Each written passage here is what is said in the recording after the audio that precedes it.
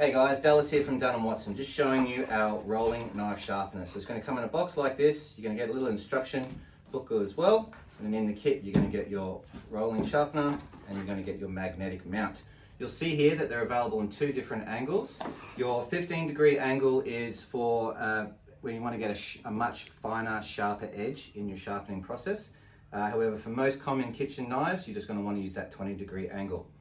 So being magnetic, you just lay it down like so, connect the knife, now that knife is sitting on your 20-degree angle. For the actual roller itself, you're going to have two sides. You've got your coarser 400 diamond grip, and that's going to remove those dull edges and bring it back to a sharp, fine tip. And then you have your 400 diamond grip, which is going to polish that sharpened edge that you've done. So as common practice, you'll just go over it about 10 times, like so. Imagine we've done that 10 times. I would then spin it around, go over it again, another 10 times, bring it back like so. We're now going to go to our finer tip. I'm just going to go over that again. You can actually hear the sharpening process now. So you've just repeated that process on both. Imagine that was 10 sides for each.